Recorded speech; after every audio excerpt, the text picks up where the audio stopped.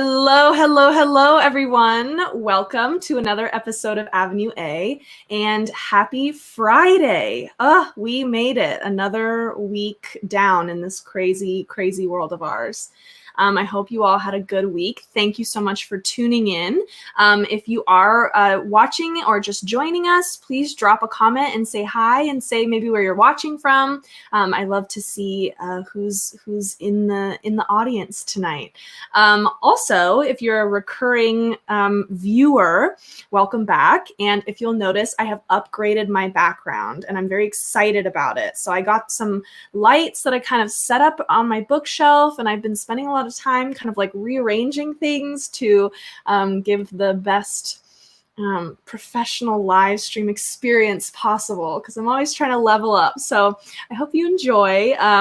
And these lights are color changing, so you never know what color I'm going to show up with each week. So that's kind of fun. Anyway, I'm super excited because we have some really awesome guests with us tonight, guests plural. We have Amber LeMay joining us, as well as her producer, Russell Dreher. So before we get into it, I think it's going to be a really fun conversation, but I'm just going to introduce the two of them, and then we'll bring them on and have a super fun chat. So Amber LeMay and Russell are from the House of LeMay, and the House of LeMay is a drag performance troupe which was founded in the early 1990s by Bob Boilyard, Amber LeMay, and Michael Hayes, Marguerite LeMay. The House of LeMay has performed and appeared for many nonprofit organizations, raising awareness and hundreds of thousands of dollars for their causes. Their signature event is the annual Winter is a Drag Ball that features 100 plus performers and 1,000 plus in attendance. It's one of the largest drag events in New England. In 2020, Bob Boilyard and Russell Dreher, our guests tonight, created Amber Live, which is a streaming talk show featuring Amber LeMay as the host of the show and featuring interviews with new guests each week. In addition to Amber, Russell also appears as co-host as well as producer, and Steven Lanza appears at the end of each show as Rocco Zamboni. Notable guests include David Zuckerman from Lieutenant Governor of Vermont, Mike Houston from Orange is the New Black, Francois Clemens, who played Officer Clemens on Mr. Rogers' Neighborhood for 25 years, and Francis Legg from MasterChef Season 5, as well as Hal Sparks from Queer as Folk and Dude, Where's My Car, and PA's outspoken Lieutenant Governor John Fetterman. Famous drag queens who have appeared on the show include Miss Richfield 1981, Dixie Longate, Sherry Vine, Mangela Lansbury, and Sherry Poppins. So I'm so excited to have these two amazing guests with me tonight. And without further ado, let's welcome them on the show. Hi, Russell. Hi, Amber. Hi. Hi, Kelsey. Thank you so much for joining me on Avenue A tonight. I'm so excited to have you both here. Happy to be here. And Amber, your background and your costume, you just look so festive. You look like you're ready for Christmas. Always ready for a good time, Kelsey. Yeah, my brick wall back here, I brought some gay masons in to do a rainbow-themed brick wall behind me. I love that. Yes. Ooh, with the old regular brick wall. That's way too boring. You got to have gay masons. Oh my gosh, I agree. And we have Craig Hilliard tuning in. Hi from Amber's cousin Craig in Winooski, Vermont. Hi, yes. Craig. Thanks for tuning in. Craig has been our accompanist for over 25 years. When we perform live, we sing. And Craig has pounded those keys for us for over 25 years. I don't know how he's put up with us. Craig, thanks so much for tuning in. We love to hear that. Also, Rudy's here. Watch past episodes, but this is the first time watching live. Thanks for tuning in, Rudy. Hi, Rudy. And my grandma Lorraine is here. Love my background. Thank you so much, Grandma. So someone's watching over than me, I think. yes, definitely. You are so young, Amber, in spirit and in. I just love your energy. Geritol. So, Amber, you are the first drag queen that I have had the honor and the pleasure of having on Avenue A. That's amazing that you still have some firsts left, you know? Oh my gosh. Crazy city girl like you, I figured you had done it all. Far from it, I assure you.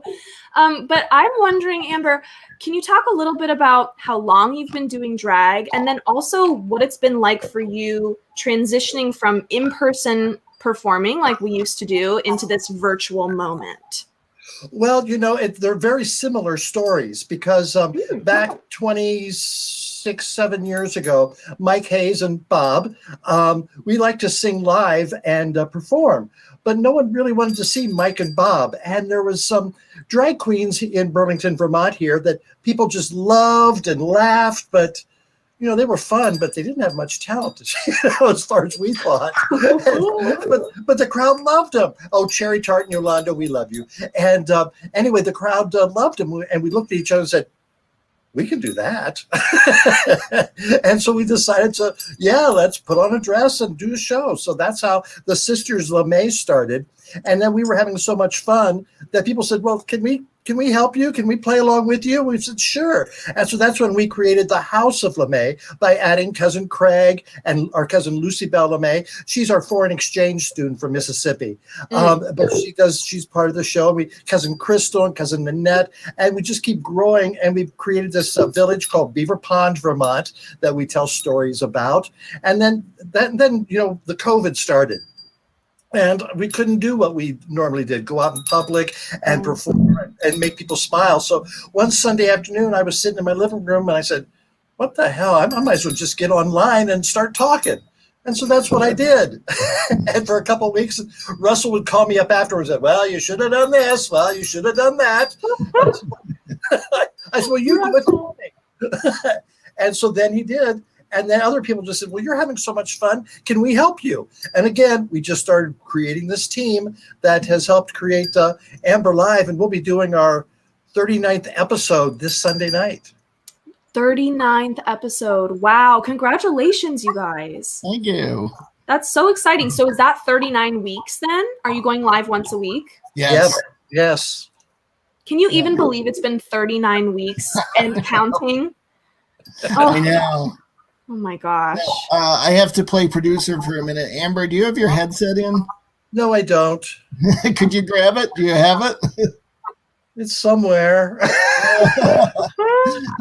Yeah, I'm hearing a little echo, and okay, you two talk. I'll go get it. We'll talk for a second. Yes, that's totally fine. Russell, I have a question for you. So, Yes. Can you talk a little bit about how you and Amber met and how you became, good friends?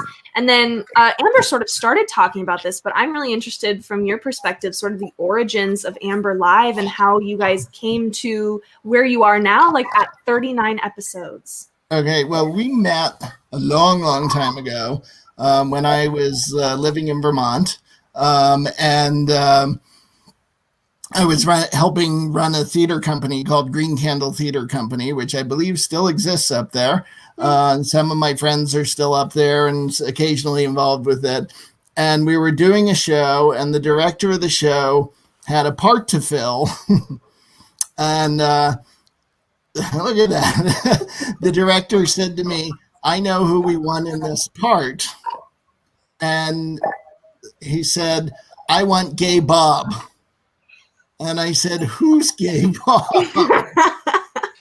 And Amber's good friend, Bob Bolyard, apparently was going on this radio show, this talk show with a friend of ours, Louis Mano, I believe. And Amber can correct me if I'm wrong. And I believe Louis always referred to Bob on air as Gay Bob. There were 5 Bobs who kept calling in every morning. He goes, well, how do I know which Bob is which? And I go, I'm Gay Bob. It stuck. And it stuck. So that's so basically it was doing theater in Vermont is how I met Bob. And around that time is when Bob and Mike threw a birthday party and decided to be the Sisters LeMay. Am I correct, Bob? Well, we had done it a few times before that. We'd done it a few times, but cousin Crystal came out and announced that she was cousin Crystal from the Hot Dam Trailer Park in Beaver Pond, Vermont. And that sort of created the name and started the mythology of the House of LeMay. Wow. So Bob and I worked on numerous shows, including, I think, probably one of our favorites for both of us, which the Green Candle was in Edinburgh, Scotland, and some of us who were there wandered into this show on its very first night ever being done, week 0 of the Fringe Festival. And we walked in, and it turns out that some other people from Burlington were in the show, and we didn't realize it when we walked in. No. And the show was called Saucy Jack and the Space Vixens. And I love it. It has gone on to be done in London's West End. It is currently done around the world every year by different companies. It's a very campy show with some leading ladies in it who are typically cast as women, playing the parts of the space vixens who come to this bar to solve these intergalactic murders that are going on. And so we did that show. We did a lot of other shows. Meanwhile, the House of LeMay was doing shows all the time, and it just all kind of grew together. And at one point, I got together with the House of LeMay, and we created a documentary about them it's called Slingbacks and Syrup, and I think you can still rent it on Amazon. Yes, you can. Or if you still have a DVD player, I've got a case full of DVDs. Oh my gosh, what's a DVD now, right? I know. So we've known each other for a long, long time. And when the pandemic started, Bob said to me, how do I get online? And he started going online and doing this show. Basically, originally it was just people writing in questions in text, in message form to him on Facebook Live, and him sitting there for an hour and a half, just talking to himself and answering questions. Drinking both hands, right, Amber? And afterwards, after the first show, I called him up and said, you can't have the laptop in your computer because the video bounced the entire show. Oh my gosh. Yes. Yeah. I've had that issue too. It's so difficult to keep everything sturdy. So, and, then we started saying, all right, so this is okay, but how do we get guests on board? And a friend of Amber's had told her about Streamyard, and so we looked into it, and next thing you know, 39 weeks later, here we are. Oh my gosh. So for those of you who are watching, both Avenue A, the platform that I'm using right now, and then Amber May Live, we all use this live streaming platform called Streamyard, which is how you can add the name tags that we have here and the background that I have and the Avenue A logo, that's all done through Streamyard. So Russell and Amber are using Streamyard too for their weekly live show. And that's actually how we came into contact, which is so cool. Yes. When I desperately wrote in and said, I'm having a problem. But here you guys are 39 weeks later with some really high quality stuff that you're doing. So bravo to you both. I think, I hate to brag, but it really is, you watch something, if you watch any time of news programs where they have guests coming in from everywhere, there's bad reception, there's bad audio, they cut out, and that has rarely happened with us, and it's just really interesting how what Russell can do sitting in his apartment in Astoria, New York, and me in my basement here in the old north end of Burlington, and doing what we're doing. It's really amazing. So Amber, I'm wondering, how have you gone about transferring your performance from, the normal live theater, in-person thing to, trying to keep that engagement online? How has that been for you? Well, I would say we're unique drag performers. You see a lot of drag performers where they come out on stage, they don't talk, they lip sync their performance, and then they leave the stage. Well, we've always been communicators. We've always decided we're going to be real people. We're not drag queens. We're not female impersonationists. We're not female illusionists. We're people. We're characters. Because we come from an acting background, we just created these characters. We don't know if they're drag queens or what they are. They're just people. So we've always been able to communicate.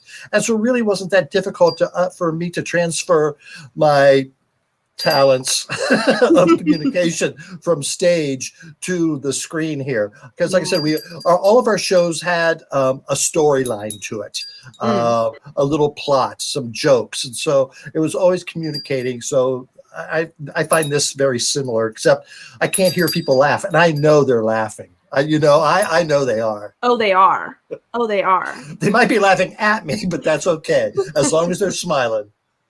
I mean, that's such a great attitude that you have, because I think it's so hard to, like, coming from a live performance background, like you guys both do, and me as well, coming to this virtual platform. That's like the one thing that you really can't recreate is the live sort of like applause and the energy of the audience. But Amber, I just commend you, because you don't seem to be bothered by that at all. You know, like, you still give a very energetic and passionate performance, and you're so present, which is awesome. Well, I don't have my sister Marguerite stealing my jokes or jumping in when I'm trying to talk. So that right. helps. You know, you talk about the audience applause and reaction. Did you watch the One Night Only Broadway show last night on NBC? No, I didn't get a chance to catch Tina it. Fey hosted this one show, and they had live performances of some Broadway acts, and it was nice that they didn't have fake applause at the end. You know, the number was done, and it was done. It did bother me that they had these microphones, and you knew they were lip syncing the words. You know, I don't why bother, or have musicians in the background fake playing. You know, right? But I did appreciate that they didn't have a laugh track or the automatic applause at the end. I thought that was because we're all getting used to that, I guess. You know, just like that virtual sort of like void.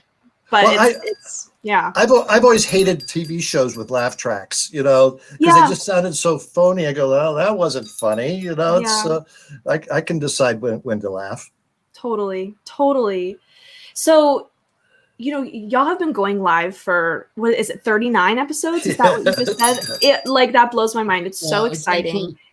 To toot our horn, it's 39 episodes, plus we did a giant Get Out the Vote event in conjunction with Higher Ground, and it was amazing, and Streamyard was fantastic for it. We had like 25 or 30 different artists involved, and it was just of organizing everybody. Amber hosted, I was backstage hitting the buttons, and we managed to pull it off, and it was a great show. So. Congratulations. I had two people in my basement 6 feet apart, more than 6 feet apart, but they were taking notes and they were giving me signals because it was live, and some of the acts were live and actual live, and others were recorded, but it really came off very well. You know? Wow. It was a lot of fun. My mom says, great lipstick, Amber and Kelsey. Thanks, Mom. Amber, I put on this red lip because I knew you are a red lip queen. Yes, so yes. I was I have to. Do you use the lipstick or a lip pencil? I used the pencil, and then I went over it with like a liquid lipstick. Yes, that's the way to go. The pencil is real, otherwise it gets all smeared and it wears off. But I like the pencil. Pencil is key. Yes, we are on the same page. So you two, I want to talk a little bit about how you go about your networking and your booking of your guests, because 39 episodes plus that live event that you did, that's a lot of reaching out to people. That's a lot of booking. That's a lot of networking. So what's your approach to booking the guests, first of all? And then how has your networking style maybe changed over the course of, you know, these 39 episodes? Well, that's a lot of we could do several shows on this. Oh, but, I bet. And I sent something to Amber recently because I do post us onto the Internet Movie Database. And I happened to click on the list of the entire cast for the season, and I was just scrolling down through it going, we've had how many people on the show? And really, I mean, I sort of look at networking as having a variety of levels. And when we started this, we were really, you know, at the base level, which was, who do we know? And, you know, Bob and Amber and I got together at various different times and just sort of went through our list and said, who can we call? Who can we bring in? Yeah. And that's where it started was, people that we know. And who do we have the contact info for? Yeah. Right? Yeah. Over the years, the LeMays have a 25 plus year presence in Vermont and New England. So a lot of people have seen them.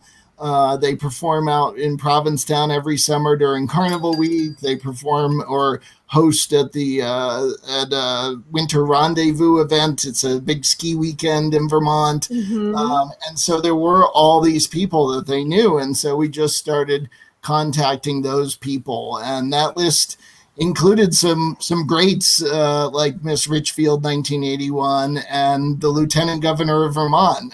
We actually during the show twice, 3 times now. That's right. Yes. Wow. And but we've got old pictures of him and the LeMays at events. So it's like, oh, here they are at this fundraiser together, and so that made it easy to reach out to those people. And then like I have. I'm friends with Mike Houston, who was on Orange is the New Black. And so I reached out to him, and we just had a three-peat of our friend Squigs, who is a Broadway illustrator. He's the current Al Hirschfeld, basically. And you've seen his work. He does, he does all the caricatures of the shows for Broadway.com. And so, I reached out to him. And then, from there, from who do you know, you kind of go up to, okay, now that we've had these people on that we know, how can we use that to parlay it into the next level of people? And some of that was just digging through the internet. Like TikTok just hit huge, And so we started going through TikTok and saying, who's big on TikTok that we can reach out to, which like Madge and Biscuit. I don't know if you've seen them yet. They are. Maybe I have, and I just don't recognize them. They are hysterically funny. They just started using Streamyard recently, actually. So they go live both as the characters and as themselves, depending on the night of the week. And they are all over the place. We reached out to Call Me Chris, who has like 10 million followers on TikTok, and she said, yeah, I'll be on the show. And so you start out with who you know, and then you use that as like examples of who you've had on the show to start reaching out to more people. And and from there it grew to the point like recently we got we've had the Lieutenant Governor of Vermont on a number of times, and actually 2 shows in a row, I think Amber talked about John Fetterman, the Lieutenant Governor of Pennsylvania. And Amber was saying how much she appreciated him because he was sort of very quick-witted about Rudy Giuliani and Donald Trump, and Amber was loving it. And so I just thought, well, why not? So I reached out to his press person, found the email online, sent an email to him, invited him and his wife to be on the show, mentioned that we had not only the Lieutenant Governor of Vermont, but recently had Jessica Benham, who had just been run for state rep in Vermont, and she's Pennsylvania, sorry. And so not only was I mentioning a lieutenant governor, but also somebody from Pennsylvania who was in politics. And they wrote back and said, we would love to do that. That sounds so cool. And I was like, great. That's fantastic. Because he had been on CNN, MSNBC, all the big networks the week before because of all the uproar that was going on in Pennsylvania. And so I was really shocked that not only did he agree to be on, but that he actually was on. We were getting ready for the show that night. And I was putting my makeup on. I was listening to CNN, and they said that the Speaker of the House of Pennsylvania had just announced that he had COVID. And I went, uh-oh, what does John Fetterman have to do about that? And sure enough, he was late coming on for our check because he was on the phone talking to all the big shots in Pennsylvania. But he sat down and he talked to us and it was quite the interview. He's going to be either the next governor or senator from Pennsylvania. I can guarantee that. Wow. And you had him on your show. That's just Yes. so cool because you guys just ask. I feel like that's the key. Right? And the same at the same time, like we had him in the lineup, and we're like, who do we get on with him? And we had tried to get Hal Sparks on before and never really heard anything back. And so I sent Hal Sparks, who's doing a lot of political commentary now. I sent him a note and said, we have John Fetterman coming on the show. I thought you might like to talk to him. And very soon after, we get a note back from Hal Sparks saying, I can do your show. Yes. Then we've got this set up. Well, what happened was, and I don't think either Amber or I realized this. I mean, we kind of knew it. So John Fetterman lives in Pittsburgh. Hal Sparks was on Queer as Folk, which is supposed to have taken place in Pittsburgh. Mm-hmm. And Hal Sparks was in Dude, Where's My Car? And he created this symbol, the letter Z, for his character in Dude, Where's My Car? Which apparently has been adopted by the Pittsburgh Pirates and their fans. And whenever somebody gets like a run, they do that. So Hal Sparks and the lieutenant governor's wife ended up talking afterwards, and she's a huge fan of his. And we didn't even know it when we set it up. Small world, right? That is so funny. Oh, I love hearing about that. While it's been very exciting having those names on it, one of the things that I also like to do is have local Vermont people on, not only because they're friends, and I know a lot of people in Vermont are watching, but also we have a lot of people outside Vermont watching now, and I like to let them know what's going on. So I've had bar owners, I've had musicians, I've had a guy who owns a distillery, different our local newscasters, just to add some Vermont flavor to it as well. So and that's so great to hear. This coming weekend, our show is 2 theater companies from Vermont, a representative from each one, who have holiday streaming shows this year. And so we're having them on to talk about their shows, which are coming up and soon will be available for everyone to rent and watch. And there'll be great fundraisers for those theaters.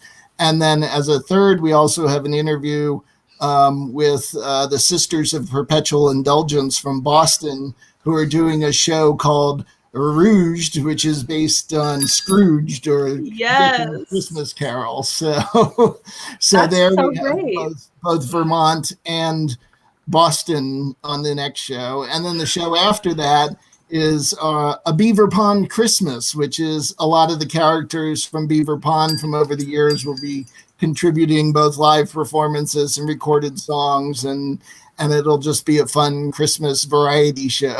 I can't wait to tune in. So before we end our episode, we're almost at the very end, but I know it flies. We're all living through this moment of live streaming and like growing our online presence, right? That's what you have to do. But I'm wondering, what do you both see as the future of drag in this digital age? Amber, let's start with you. Well, there's such a generational difference in the conception of drag. What drag was to me when I was growing up and developing, it's totally different now. And I don't know, we can credit RuPaul with that. I'm not saying it's bad. It's just different. Yeah. And so I really don't know where it's going to go. I know a lot of drag queens love to perform live because they can get that coin very easily. They get that coin, yes. It's not easy to reach through the screen and grab some people's dollar bills. But so that's, I don't know. But you've got to work, I mean, hey, yes. Yeah, I love that answer. Yeah. And it sounds like you're just going with the flow, like y'all have built this live show and you started by just like being live in your living room. And now, look at you with your amazing background and your wreath and your outfit. It's so great. So it's a hobby to me. A lot of people, do spend their hours playing golf or painting or doing other things. This is my hobby. It brings me pleasure. And that's what we have to hold on to. That's my thing too. Like, I miss performing so much. But having a platform like Avenue A, it's sort of like it's the closest thing that I'm doing right now. And it brings me so much joy. So I definitely understand. Russell, what do you think, from your standpoint, as producer, as, a performer as well? Like, what are you seeing for the future of drag in this time? I mean, I definitely would say that Amber is more the expert on drag than I am. Sure. But I certainly, I think, for now, we're where we are with the pandemic. We have months to go with everybody doing these sorts of things. I definitely think that people will want to get back to live performance, as time goes on. On the other hand, I think something like Amber Live, which is now a fully formed talk show, can just keep going, because Sunday nights you can tune in, you can watch the show, you can watch it at another time. Yeah, from the comfort of your own home, Exactly. Totally. And there will always, one of the things, I think for networking, one of the things we look for, and to your audience, if anyone out there has a great story, what we look for in our guests is people who have a great story. It's something to talk about, some aspect of them that's interesting, and we're always willing to hear from people if they've got an idea. We tell all our guests, when you've got the next thing to promote, when you've got the next stage in your career, when when something's happening, come back to us and we'll be glad to have you on again and tell that story, because that's what we're looking for. So I think for Amber Live, it's a platform to tell stories, and because we can reach a large audience across the country, I think some stuff like this can just keep going, whereas other parts of drag are more fun in person. Absolutely. And on that note, if anyone needs to contact Amber and Russell, you can find them via email here, amberlemay@gmail.com. And if you want to tune in to their weekly live shows and follow them on all social media, you can find all of the links and the tags at amberlive.tv. So and we've got merchandise. Yes. And they've got merch. You guys have a merch store. Yes, that's so amazing. So go check them out. There's masks, there's mugs. They have it all going on. You guys are the best. Thank you so much for taking the time to join me on Avenue A. You both were amazing guests, and I'm so honored and excited to reconnect with you tonight and feature your amazing selves on the show. So thanks again. And thank you. This was a lot of fun. Well, we'll see you later. Thanks, you both. Thanks. Bye. Okay. Thank you so much for tuning in. I saw we had a lot of comments. Thanks so much for tuning in, everyone. Hey, Alex, thanks for tuning in. Hey, Dana. Hey, she says, hey, Kelsey and Amber and Russell. Thanks for tuning in. Rudy says, great show and great guest tonight. I agree. Thank you. Hope to tune in live next week. Awesome. I can't wait. Thank you.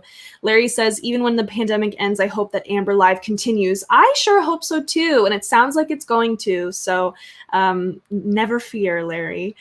Well, that concludes our episode for tonight. Thanks so much for tuning in. And if you're catching us on the replay, thanks for being here. Thanks for watching. And we go live every Friday at 8 p.m. Eastern. So come around every week and we'll have a new guest for you next week. I can't wait. Have a great weekend, everyone. Bye.